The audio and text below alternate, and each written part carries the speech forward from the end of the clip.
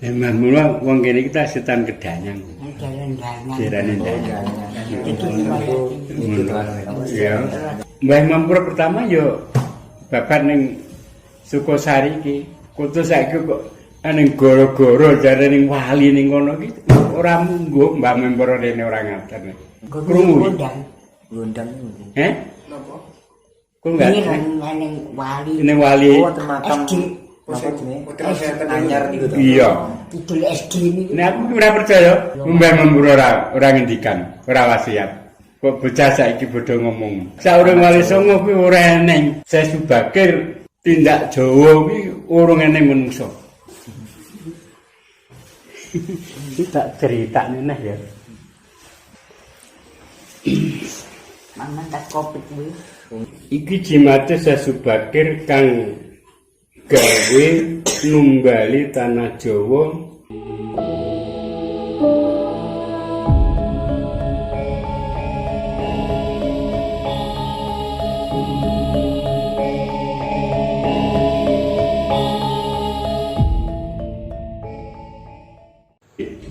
Mbah Mampura. Iya, sini Mbah Khalifah. Ya. Prabu Brawijaya ing Majapahit kagungan putra ingkang nama Pangeran Demang. Pangeran Demang kagungan putra ingkang asma Kyai Ageng Ngabdul Mursad Tukum ing Kediri. Kyai Ageng Ngabdul Mursad Tukum kagungan putra ingkang asma Kyai Anom Besari ingkang sumari wonten ing Kuncèn Sarukan. Kyai Anom Besari kagungan putra pigo Kyai Khatib Anom ing Sri Gading Klambret Tulungagung. Kyai Ageng Muhammad Besari ing Tegalsari Ponorogo. Kyai Nur Sodik ing Tegalsari Ponorogo. Ya. Kyai Ageng Muhammad Besari kagungan putra songo.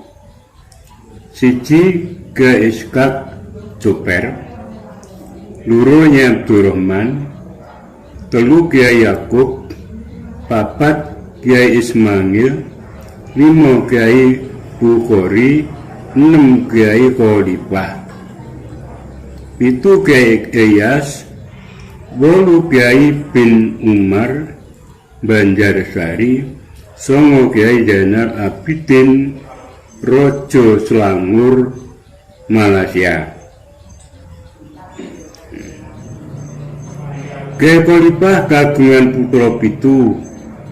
Siji Nyai Zamzam, loro Kyai Muhammad Parum, telu Nyai Abu Yamin, papat Nyai Jamal, 5 Kyai Aspirom, 6 Kyai Imam Sibaweh, 7 Kyai Imam Tabri. Terus Kyai Ageng Sinuwun Sultan Hamengkubuwana kesiji ing Ngayogyakarta kagungan putra sedaya wonten 3 dasa kalih. Ingkang nomor 8 putri katrimakaken dening Kyai Raden Temenggung Sasa Diningrat Bupati Tulungagung minangka garwa. Kyai Raden Temenggung Sasa Diningrat kagungan putra putri ingkang kagarwa dening Raden Sosrobau Bupati Trenggalek. Raden Sosrobau kagungan putra Raden Mas Prawiro Kusuma Nastawedana wonten ing Tegalan Trenggalek. Raden Mas Prawiro Kusuma besanan kaliyan Raden Mas Adikusumo Pulau Tentungo. ing Gontor. Putra-putranipun kadabaken kaliyan Raden Mas Kasandipura ing Gontor Palang Gontor. Tubagus Abuyamin Demangan asli saking Kasultanan Banten. Di bapake Mbah Mampura ya. Anggawa putra-putrinipun putra estri Kiai Khalifah ing Tegalsari ingkang nomor 3 kagungan putra siji Raden Mas Imampura ke-1 lenggah wonten ing Danyang. Nah, Raden Ningrat Imam Mubarot lenggah ing Demangan. Raden Ningrat Imam Konawi lenggah ing Tanjung Sumoroto. Raden Mas Joko Rio lenggah ing Demangan. Raden Ningrat Muhammad Besari lenggah wonten ing Jagung. Raden Ningrat Ihsan lenggah ing wonten Jagung. Raden Mas Jamasari lenggah wonten ing Demangan. Mbah tunggal Mbah Mampura. Raden Mas Imampura lenggah wonten ing Danyang. Kagungan putra loro inggih menika Imampura kedua. Kaya sarane ngono tarono. Sampurna. Lan tak gelane. Lenggah wonten ing Danyang. Raden Ningrat Imam Besari lenggah wonten ing Danyang. Buri imaman. Ya. Imampura kedua anggawa putra-putripun Raden Mas Jamasari ing Demangan ingkang nomor 3 lenggah wonten ing Danyang. Dadi Mbah Mampura kuwi mrabi nak ndulur. Jamasari ki Raden Mampura sing ragil. Nggih yen ing Danyang, Mbah Mampura ngono dua ta. Kalih putra sekawan inggih menika Raden Imam Muhammad, Raden Wiryapura, Raden Ningrat Partun Nyai Anom, Raden Ningrat Pipuk Nyai Pipuk. Imam Muhammad, Raden Wiryaputra kapundhut mantu dening Raden Karyadipura ing Demangan pikantuk Raden Ningrat Aminah putra nomor 2 lenggah wonten ing Demangan. Kagungan putra gangsal inggih menika Raden Ningrat Insinah Mangundijoyo, Raden Ningrat Indari Muhammad, Raden Sutaji, Raden Gentot, Raden Suwandi. Raden Ningrat Mangundijoyo kagarwa dening Raden Mangunwijaya lenggah wonten ing Gedung Galar Magetan. Tunggal bener iki Ngawi. Kagungan putra sekawan inggih menika Raden Ningrat Raikan Wungkal, Raden Ningrat Sumini, Raden Ningrat Sumirah, Raden Sucipto ing Uteran Madiun. Jadi wose ya Mbah Imampura putrane Mbah Tubagus Abu Yamin. Mbah Abu Tubagus Abu Yamin sangga Kesultanan Banten. Abu Yamin Tubagus ke Banten dipek mantu Kiai Khalifah. Kiai Khalifah putrane Kiai Muhammad Besari Tegalsari. Kiai Muhammad Tegalsari kuwi turun sangga Mojopahit. Nggih yen tak terangne mawon. Kuwi intine ngono kuwi. Kuwi rek pergulai anune ta. Nggih. Jeluntrunge ta. Mbah Imam Pura babat nyang Sukosari, ya. Terus bareng Mbah Imam Pura babat eneng pondok Sukosari ki santri kondindi. Lah wong kene iki akeh sing ora gelem ngaji. Lah mula wong kene kita setan kedanyang. Jarane danyang. Ya. Mbah Imam Pura pertama yo babat ning Sukosari iki. Kudu saiki kok ning goro-goro jare ning wali ning kono iki ora mungguh Mbah Imam Pura rene ora ngaten. Krungu. Gondang. Napa? Kok enggak? Ning wali. Ning wali. Oh, temakam. Anyar niku to. Iya. Kidul SD niku. Nek aku ora percaya, Mbah Imam Pura ora ngendikan, ora wasiat. Kok bocah saiki bodho ngomong. Saurung wali songo kuwi ora eneng. Saya Subakir tindak Jawa kuwi urung eneng menungso. Tak cerita neh ya. Mama tak kopi kuwi. Iki jimate Saya Subakir kang gawe numbali tanah Jawa nalika durung ana menungso. Saya Subakir menungso urung eneng tanah Jawa. Paham? Yaiku suwiji wektu wali ngerum negara Rum iku wali kang waskita priksa sajroning minara yen tanah Jawa iku loh jinawi nanging didelehi menungso supaya urip ing tanah Jawa terus ilang dele sore esuk ilang dele esuk sore ilang kaya mengkono sak teruse nuli wali ngerum utusan Syekh Subakir.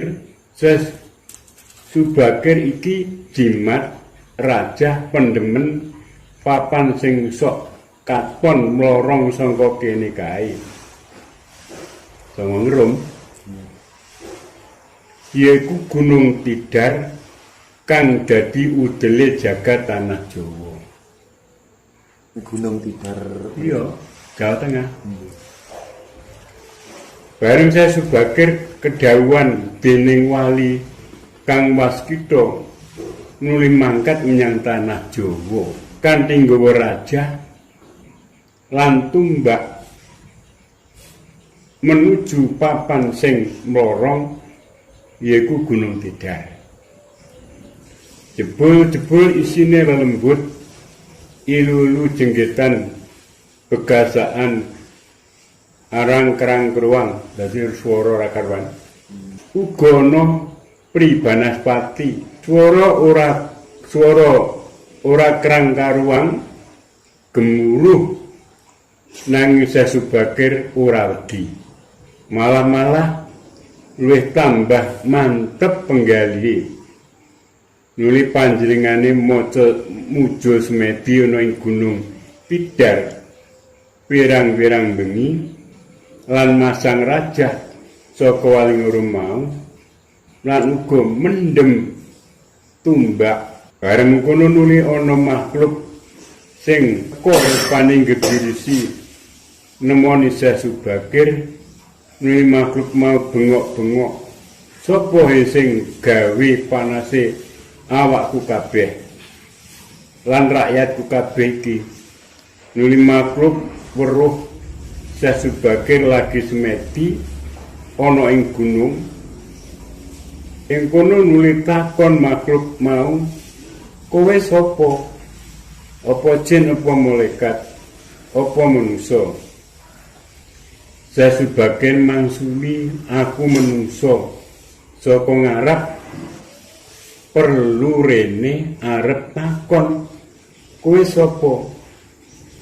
Jawabe makhluk, aku Semar kang Baurja kene, yaiku kratone lelembut ing tanah Jawa. Syekh Subakir ngendika, yen ngono sing gawe rusuh maring wong sing manggon ing tanah Jawa iki kowe.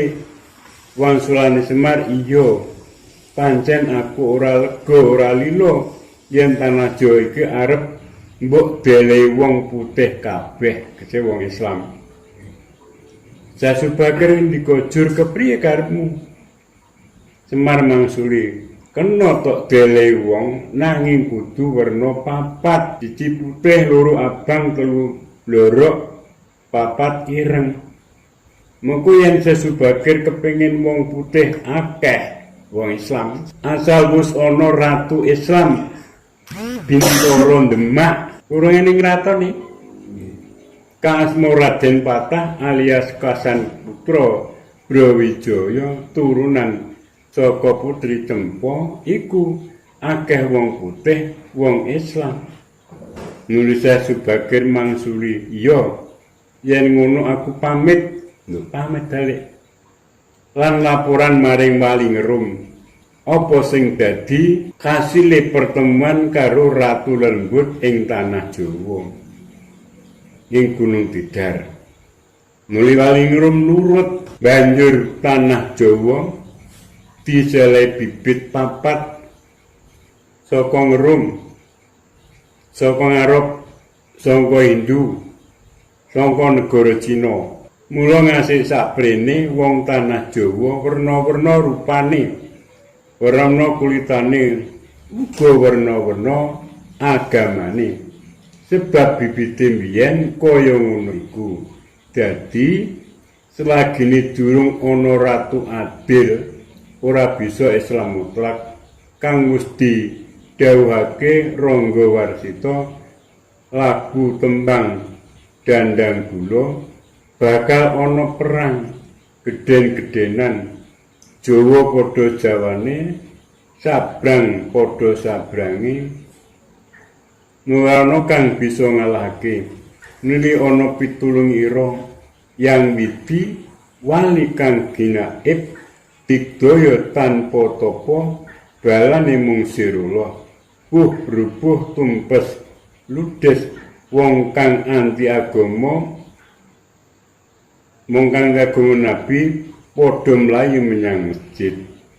Banjur jimate Jasubakir gawe ngetokake sikir jengges utawa gawe nambani wong setanen utawa kesusupan utawa kampungan lembut yaiku Raja Jasubakir.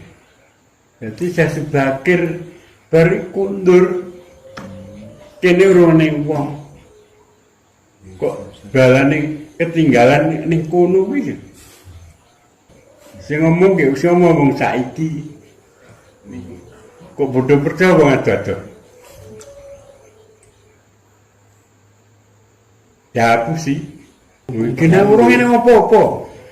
Sebagian ini Jakarta urung ngene. Ponorogo urung ngene. Urung ngene apa-apa. Ya aku sih nek wingi ngono ki.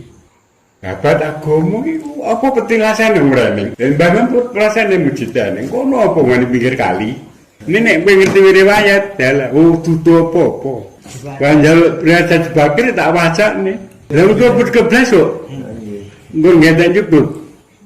Nek ora ngerti sisi lain.